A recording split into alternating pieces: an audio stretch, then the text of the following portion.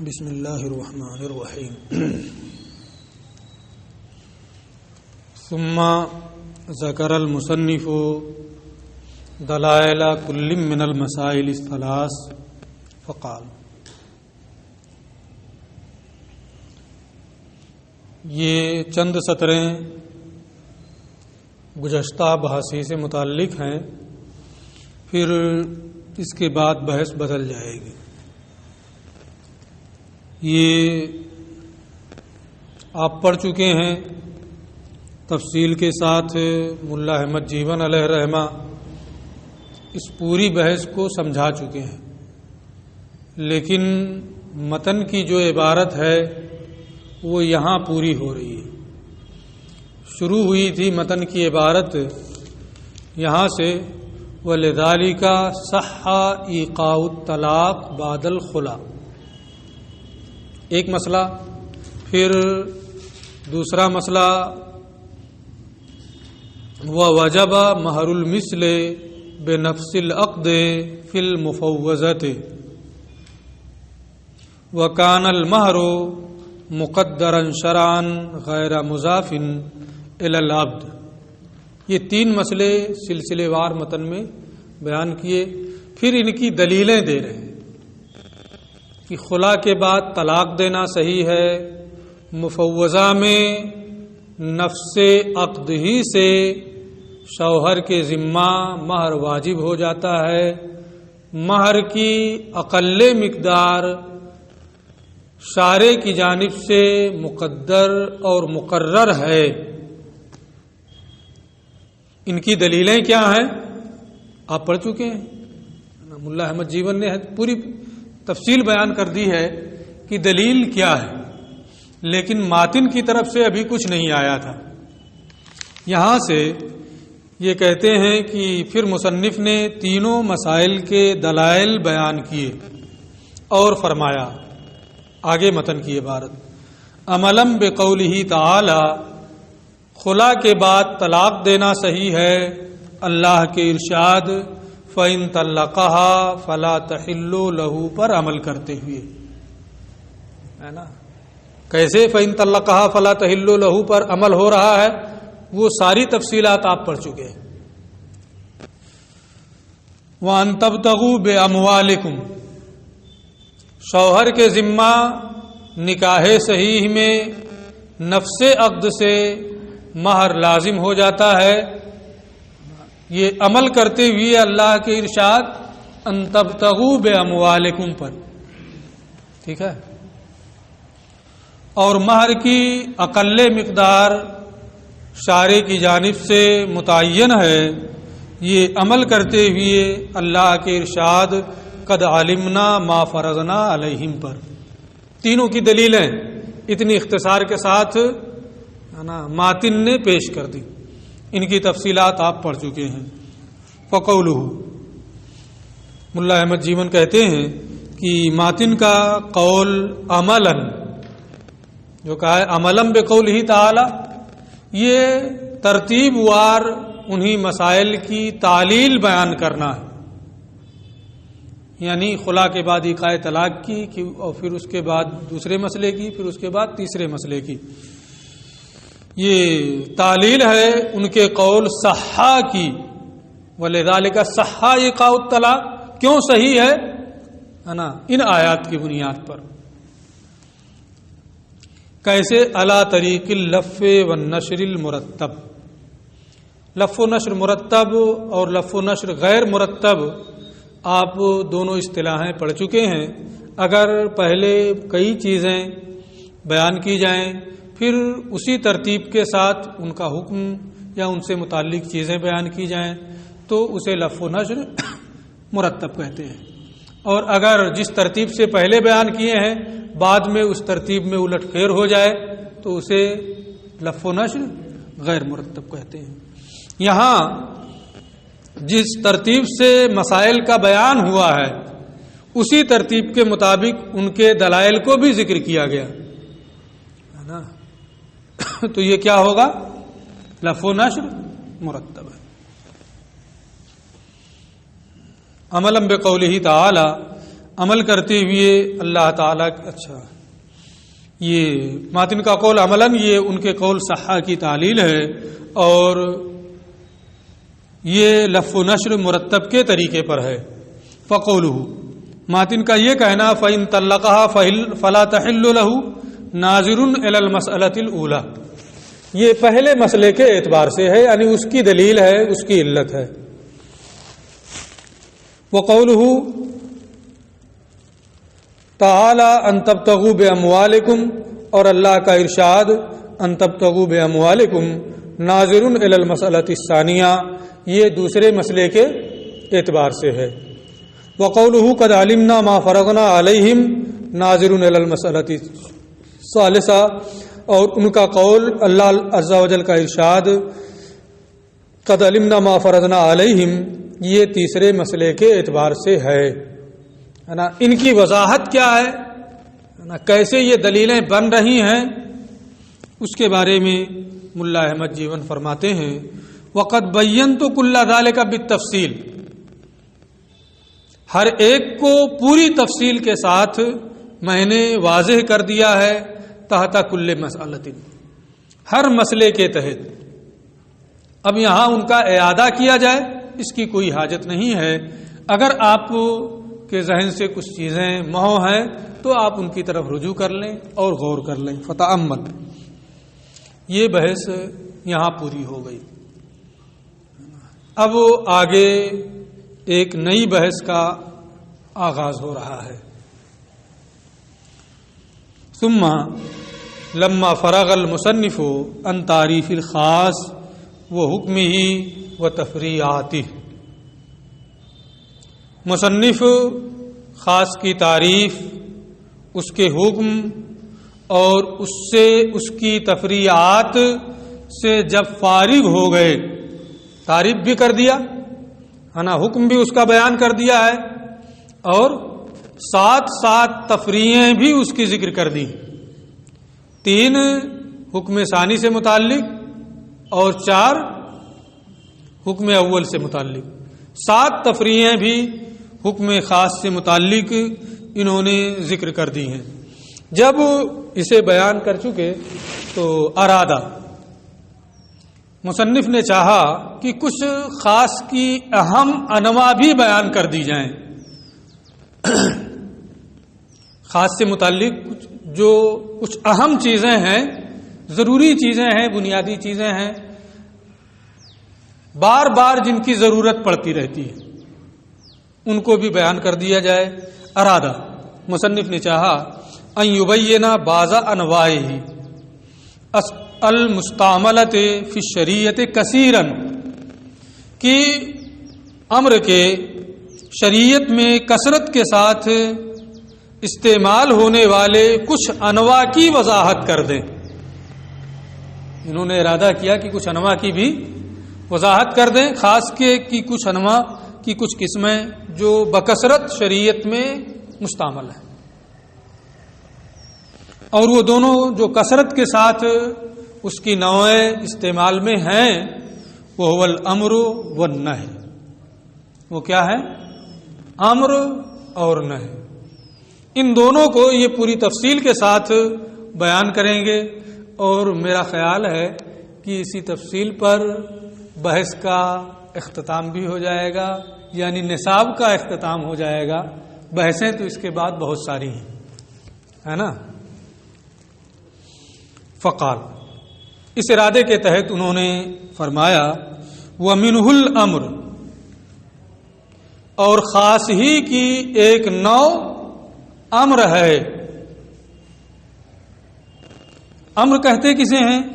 وَهُوَ قَوْلُ الْقَائِلِ لِغَيْرِهِ عَلَى سَبِيلِ الْإِسْتِعْلَاءِ افعل، امر کہتے ہیں قائل کا دوسرے سے اپنے آپ کو بڑا سمجھتے ہوئے افعال کہنا، واقع میں وہ بڑا ہے کہ نہیں ہے اس سے غرض نہیں ہے نا۔ قائل کا اپنے آپ کو بڑا سمجھتے ہوئے دوسرے سے افعال کہنا، یہ کیا ہے؟ خاص ہے. تعریف کر دی. ابھی یہ وضاحتیں اس کی آئیں گی کہ کیا ہے، کون جنس ہے، کون فصل ہے، کون خاص ہے، کیا ہے، سب ساری چیزیں آ رہی ہیں، ہے نا. ایک ترتیب سے آپ دیکھتے ہوئے چلیں. یہ کہتے ہیں اے من الخاص الامر، خاص کی ایک نوع کیا ہے؟ امر. الامر جو ہے، ایک تو ما صدق علیہ الامر ہوتا ہے، یعنی جو امر کا مصداق ہے، جیسے اضرب، یہ بھی کیا ہے؟ امر ہے. انصر کیا ہے؟ امر ہے. افتح امر ہے. لیفعل امر ہے نا. متکلم ہو کہ حاضر ہو کہ غائب ہو، ہے نا، مجہول ہو کہ معروف ہو، امر ہے نا. آپ کہیں گے افعال کہا ہے اس لیے لیفعل نہیں رہے گا، ہے نا. ہوگا کہ نہیں ہوگا؟ افعال کہا ہے نا، اس لیے حاضر ہی کا صیغہ صرف رہے گا. اس کا جواب بعد میں آ رہا ہے نا. یہ سب کو شامل ہے نا. میں جو کہہ رہا ہوں حاضر، غائب، متکلم، ہے نا، معروف، مجہول، سب کو شامل ہے. جو امر بنانے کا قاعدہ ہے، افعال کہنے کا مطلب یہ ہے کہ جو امر بنانے کا ضابطہ ہے، اس ضابطے کے تحت جسے امر بنا لیا گیا ہو، معروف کو بنایا گیا ہو، مجہول کو بنایا گیا ہو، حاضر کو بنایا گیا ہو، غائب کو بنایا گیا ہو، فعل امر سے جو امر بنانے کا ضابطہ ہے، اس ضابطے کے تحت امر بنایا گیا تو اس کو امر کہیں گے. وہ مصداق امر. ٹھیک ہے. جواب یہ بعد میں آ رہا ہے، لیکن ہم نے یہاں اتنا کہہ دیا. تو یہاں ابھی ہمیں اتنا بتانا ہے کہ امر ایک ہے ما صدق علیہ الامر، جس پر امر کا صدق ہو. اضرب امر کا صدق ہو رہا ہے، انصر امر کا صدق ہو رہا ہے، افتح امر کا صدق ہو، سب امر ہے. اور ایک ہے امر یعنی الف میم را کا مجموعہ، ما صدق علیہ الامر نہیں، ہے نا. یہ اتنی باریک باریک چیزوں کو بھی جو بالکل واضح ہوں ان کو بھی بتاتے ہیں. یہ کہتے ہیں کہ یہاں امر سے الف میم را کا جو مجموعہ ہے وہ مراد نہیں ہے. مراد کیا ہے؟ ما صدق علیہ الامر، جو امر کا مصداق ہے، صیغہ امر، ہے نا. اسی کے لیے ہی کہتے ہیں اے من الخاص الامر، خاص کی ایک نوع کیا ہے؟ امر ہے. یعنی مسمى الامر، مراد کیا ہے؟ ما صدق علیہ الامر، امر کا مسمى جس پر امر کا صدق ہو رہا ہو وہ مراد ہے. لا لفظہ، لفظ امر مراد نہیں ہے نا. اس لیے کہ وہ تو الف میم را، ہے نا، کہ مجموعے کو امر کہیں گے اور اس کی تعریفیں بھی کی جائیں گی، ہے نا، جو بھی کی جائے معنی بتایا جائے گا. لِأَنَّهُ يَصْدُقُ عَلَيْهِ أَنَّهُ لَفْظٌ أُضِيَ لِمَعْنًى مَعْلُومٍ، کیونکہ جو مسمى امر ہے ما صدق علیہ الامر، اسی پر یہ بات صادق آتی ہے کہ وہ معنی معلوم کے لیے وضع کیا گیا ہے. یعنی معنی معلوم یعنی جو مصداق امر ہے اس کی وضع معنی معلوم کے لیے ہوئی ہے. لفظ امر، ہے نا، اس کی وضع معنی معلوم کے لیے نہیں ہے نا. مصداق امر جو ہے اس کی وضع وہ خاص ہے اور اس کی وضع کس کے لیے ہوئی ہے؟ معنی معلوم کے لیے. وہ معنی معلوم کیا ہے کہ جس پر مسمى جس کے لیے مسمى امر کی وضع ہوئی ہے وہ هو الطلب. وہ کیا ہے؟ وہ هو الطلب علی الوجوب، وجوب کے طریقے پر طلب کرنا. تو امر جو لفظ امر ہے نا، یہ طلب علی الوجوب، وجوب کے طریقے پر طلب کرنے کے معنی پر دلالت نہیں کرتا،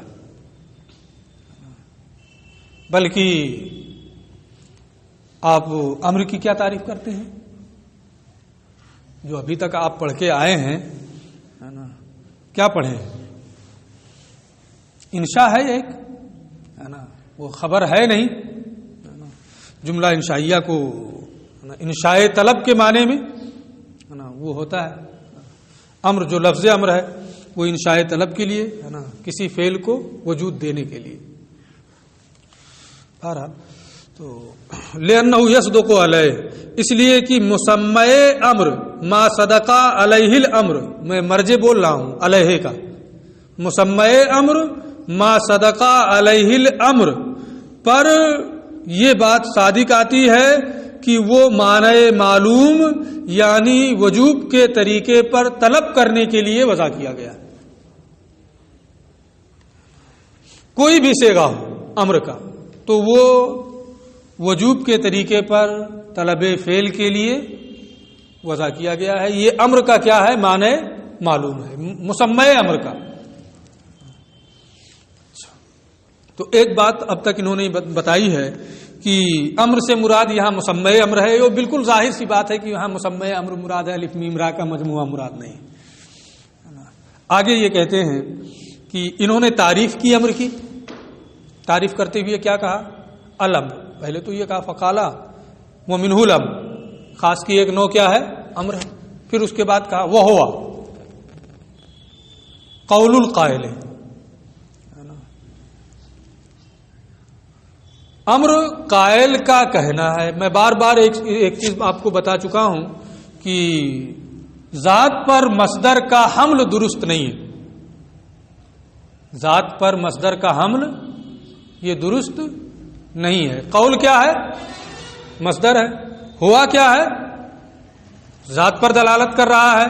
تو یہاں ذات پر مصدر کا حمل ہو رہا ہے، یہ درست نہیں ہے. بار بار یہ چیز آ چکی ہے، پہلے کئی مرتبہ آئی ہے. یہ کہتے ہیں یہاں قول مقول کے معنی میں ہے، مصدر اکثر ہوتا رہتا ہے کہ اس میں مفعول کے معنی میں ہو، اس لیے ذات پر مصدر کا حمل لازم نہیں آئے گا. والقول مصدر، اور یہاں قول مصدر ہے. یراد بہ المقول، اور اس سے مراد کیا ہے؟ اس میں مفعول مقول. لأن الامر من اقسام الالفاظ، کیونکہ امر یہ الفاظ کی قسم سے ہے.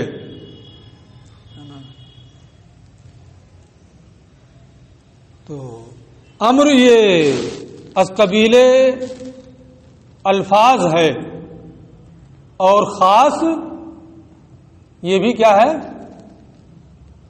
امر چونکہ خاص کے قبیل سے ہے اور خاص الفاظ کے قبیل سے ہے، لہذا امر بھی کیا ہوگا؟ الفاظ ہی کے قبیل سے ہوگا، الفاظ ہی کی قسم وہ ہوگا. تو چونکہ وہ الفاظ کے قبیلے سے ہے، الفاظ کی قسم ہے، تو جب وہ الفاظ کی قسم ہے امر، تو اس پر مصدر کا حمل یہ درست نہیں ہوگا. اس کا انہوں نے جواب دیا کہ یہاں قول سے مقول مراد ہے، لہذا مصدر پر حمل سے کوئی خرابی لازم نہیں آئے گی. صرف انداز بدل دیا ہے، بات وہی ہے کہ وہ ذات ہے اور یہ مصدر ہے. ذات پر مصدر کا حمل صحیح نہیں ہوتا ہے، اس لیے یہاں قول کو مقول کے معنی میں لے لیا گیا ہے. اب اس کے بعد پھر تعریف کے تعلق سے یہ کہتے ہیں وہ ہوا جنس قول القائل. قول یہ جنس ہے، یشمل کل لفظ، ہر لفظ کو شامل ہے. وَقَوْلُهُ عَلَى سَبِيلِ الْإِسْتِعْلَاء، اور ان کا یہ کہنا کہ استعلاء کے طریقے پر اپنے آپ کو بڑا سمجھتے ہوئے. اگر التماس ہو تو التماس میں کیا ہوتا ہے کہ طلب فعل مات تساوی کے ساتھ، برابری کے ساتھ فعل کو طلب کرنا، وہاں استعلاء نہیں ہوتا ہے. دعا میں کیا ہوتا ہے؟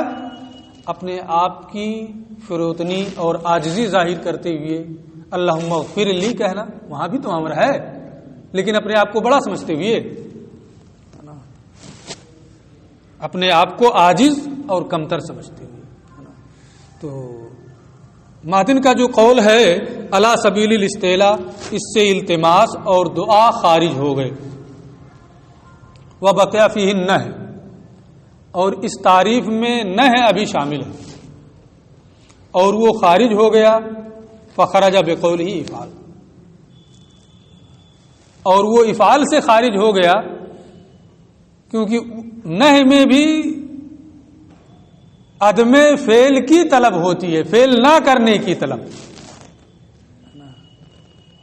فعل نہ کرنے کی طلب استعلا کے طریقے پر، یعنی لا تفعال کے ذریعے سے کسی سے کوئی کام نہ کرنے کو کہنا کہ نہ کرے.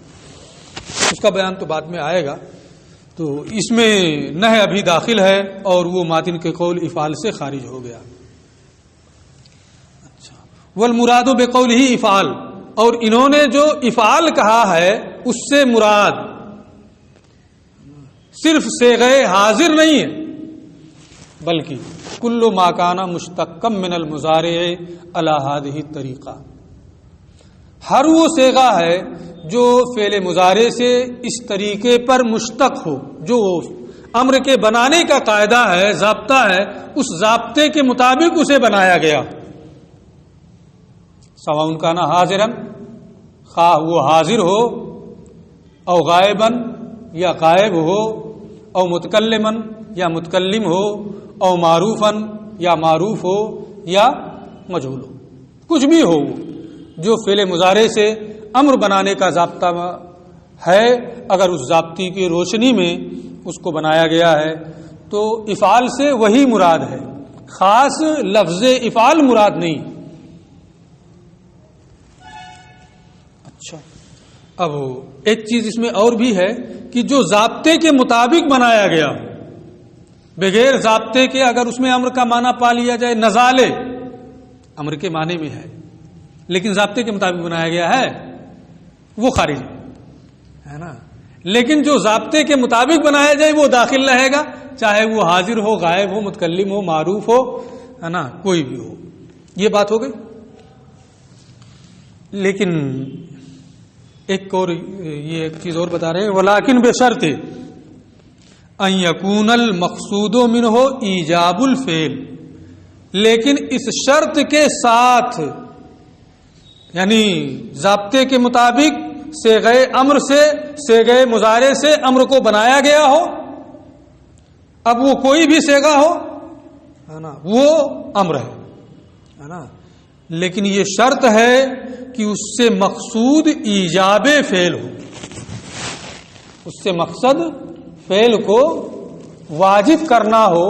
اگر اس سے مقصد ایجاب فعل نہیں ہے بلکہ زجر ہو، جیسا کہ بلاغت میں آپ نے پڑھا ہے کہ زجر کے معنی کے لیے بھی آتا ہے، توبیخ ہو یہ معنی بھی آپ نے پڑھا ہے، تحدید ہو یہ معنی بھی آپ نے پڑھا ہے، تو ہے تو وہ بھی صیغہ امر، لیکن اس کا مقصد ایجاب فعل نہیں ہے.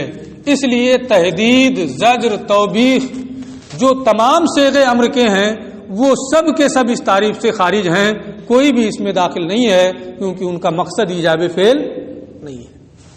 ٹھیک ہے. ولیکن بشرط ان یکون المقصود منہ ایجاب الفعل، لیکن یہ شرط ہے کہ اس سے اس کا مقصد فعل کو واجب کرنا ہو. وَيَعُدُّ الْقَائِلُ نَفْسَهُ عَالِيًا، اور کہنے والا اپنے آپ کو بڑا سمجھے، اپنے آپ کو بڑا شمار کرے. سواء کان عالیا فی الواقع اولا، حقیقت میں وہ بڑا ہو یا نہ ہو اس سے بحث نہیں. اگر آپ اپنے کسی ساتھی سے کہتے ہیں یار چلو بازار گھوم کے آتے ہیں، چلو بازار چلو، تو یہ بھی امر ہی ہے نا. کیا یہ ایجاب ہے کہ بازار چلنا واجب ہے؟ التماس ہے. وَيَعُدُّ الْقَائِلُ نَفْسَهُ عَالِيًا، اور کہنے والا اپنے آپ کو بڑا سمجھ کر کے کہہ رہا ہو، خواہ وہ واقع میں ہو یا نہ ہو. اگر واقع میں بھی وہ بڑا ہے اور کہہ رہا ہے تو کوئی بات نہیں ہوتی، لیکن نہیں ہے اور ایسا کر رہا ہے تو کہا جاتا ہے کہ تہذیب نہیں ہے نا، بے ادب ہے، گستاخ. اس کا مطلب کیا ہوا کہ اگر کوئی بڑا نہیں ہے پھر بھی کہہ رہا ہے تو بھی وہ امر ہی ہوگا، اگرچہ وہ گستاخ، بے تہذیب، بے ادب ہو.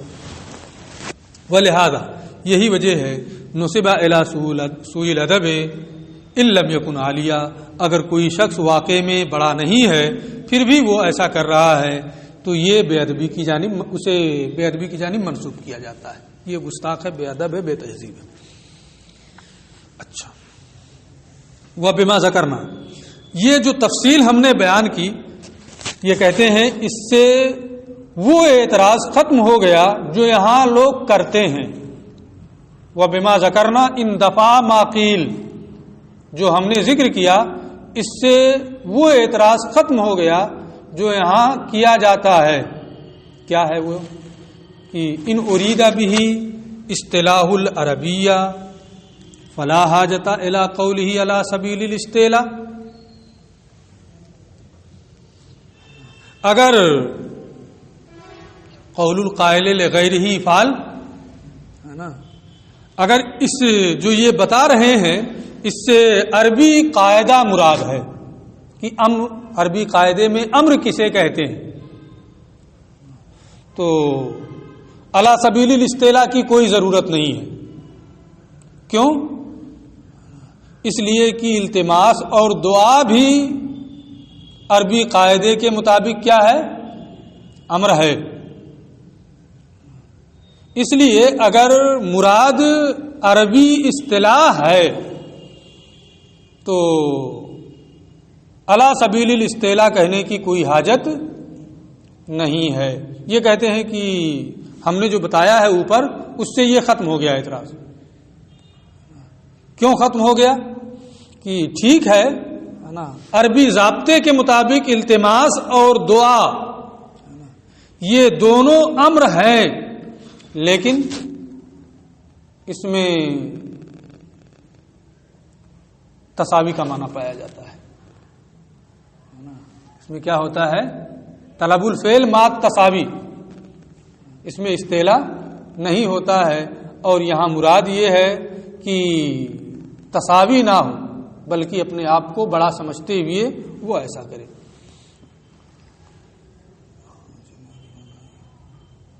وَإِنْ أُرِيدَ بِهِ اصطلاح الاصول، اور اگر اس سے اہل اصول کی اصطلاح مراد ہے تو یہ تعریف صادق آتی ہے تحدید اور تعجیز پر بھی، کیونکہ جو ایسا تحدید کے طور پہ کہتا ہے اے معلوم ہے تم جو چاہو کرو، ہے نا، تو اس میں کہنے والا اپنے آپ کو بڑا سمجھتا ہے کہ نہیں؟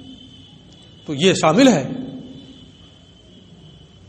علی سبیل الاصطلاح کہنے کے باوجود یہ اس میں شامل ہے۔ کہتے ہیں اس کا جواب بھی ہو گیا۔ کیسے؟ اس لیے کہ ہم نے یہ کہا ہے کہ اس کا مقصد ایجاب فعل ہو۔ تحدید و تعجیز کا مقصد ایجاب فعل نہیں ہوتا ہے، اس لیے یہ اعتراض بھی یہاں نہیں کیا جا سکتا۔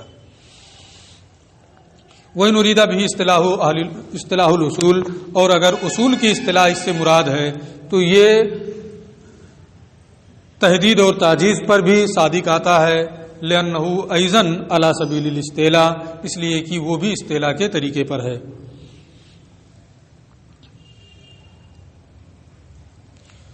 تو اسے جواب اس کا وہی ہے جو ہم بتا چکے۔ وذالک، یہ تھوڑا سا اشارہ کر رہے ہیں پھر جواب کی جانب، اور یہ اس طریقے پر کہ لأننا نتکلم علی اصطلاح الاصول، ہم یہاں گفتگو کس طرح سے کر رہے ہیں؟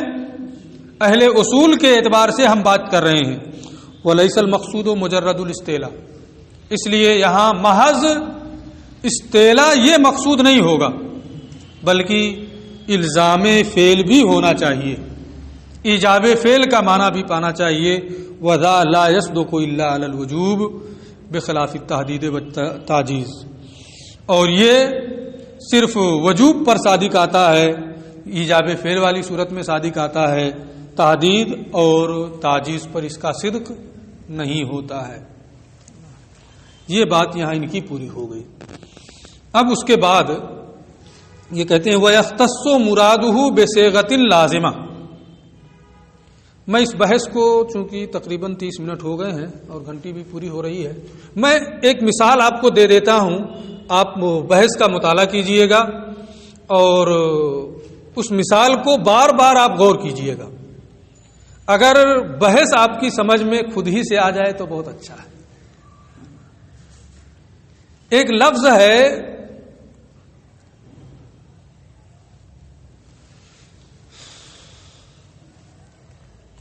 کہ لفظ معنی کے ساتھ خاص ہو اور معنی لفظ کے ساتھ خاص ہو. لفظ معنی کے ساتھ خاص ہو اور وہ معنی لفظ کے ساتھ خاص ہو. جیسے انسان ہے یہ حیوان ناطق کے لیے خاص ہے اور حیوان ناطق انسان کے ساتھ خاص ہے. تو لفظ معنی کے ساتھ خاص اور وہ معنی لفظ کے ساتھ خاص ہے نا. اور کبھی ایسا ہوتا ہے کہ کوئی معنی کسی لفظ کے ساتھ تو خاص ہوتا ہے لیکن کوئی لفظ کسی معنی کے ساتھ خاص ہوتا ہے لیکن وہ معنی اس لفظ کے ساتھ خاص نہیں ہوتا ہے. جیسے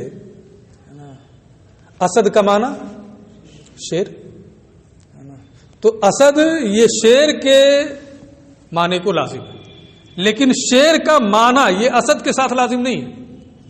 غضنفر کا معنی بھی شیر، لیث کا معنی بھی شیر. تو لفظ تو معنی کے ساتھ خاص ہے لیکن یہ معنی لفظ کے ساتھ خاص نہیں ہے. اور کبھی اس کے علاوہ بھی ہوتا ہے کہ معنی جو ہے وہ لفظ کے ساتھ خاص ہو لیکن وہ لفظ اس معنی کے ساتھ خاص نہ ہو. تو قرو کا لفظ آپ پڑھ چکے ہیں، القرا. یہ حیض اور طہر دونوں معنوں میں. حیض کا معنی یہ طہر کے قرو کے ساتھ خاص ہے، دونوں کو عام ہے. تو یہ جو معنی اور لفظ ہوتا ہے نا، اس میں کئی جہتیں ہوتی ہیں. ان جہتوں میں آپ غور کریں اور پھر یہاں جو ہمیں سمجھنا ہے ہم اس کی طرف تھوڑا سا اشارہ کر دیں کہ امر ہے یہ وجوب کے لیے آتا ہے. تو یہاں کیا وجوب امر کے ساتھ اور امر وجوب کے ساتھ یہ خاص ہے یا وجوب امر کے علاوہ اور امر وجوب کے علاوہ معنوں کے لیے بھی ہوگا؟ کئی صورتیں بن رہی ہیں نا. ایک صورت تو یہ کہ امر سے وجوب ہی ثابت ہوگا، وجوب امر ہی سے ثابت ہوگا، دونوں طرف سے لزوم ہو. اور ایک یہ کہ وجوب امر سے بھی ثابت ہوگا، امر کے علاوہ سے بھی ثابت ہوگا. امر مثالیں میں سب کی دوں گا لیکن ابھی صرف اشارہ کر رہا ہوں. امر یہ اس سے وجوب بھی ثابت ہوگا، وجوب کے علاوہ اباحت اور ندب بھی ثابت ہوگا. کئی صورتیں، 3 صورتیں یہ بھی بن گئی نا. تو کسی بھی لفظ کو لے کر کے ان میں غور کریں اور پھر اس معنی میں امر میں غور کریں. انشاءاللہ اس کی تفصیل ہم کل آپ کے سامنے پیش کریں گے کہ کیا کیا صورتیں بنتی ہیں اور کیسے پھر آپ اس کو سمجھ سکتے ہیں اور حل کر سکتے ہیں. السلام علیکم.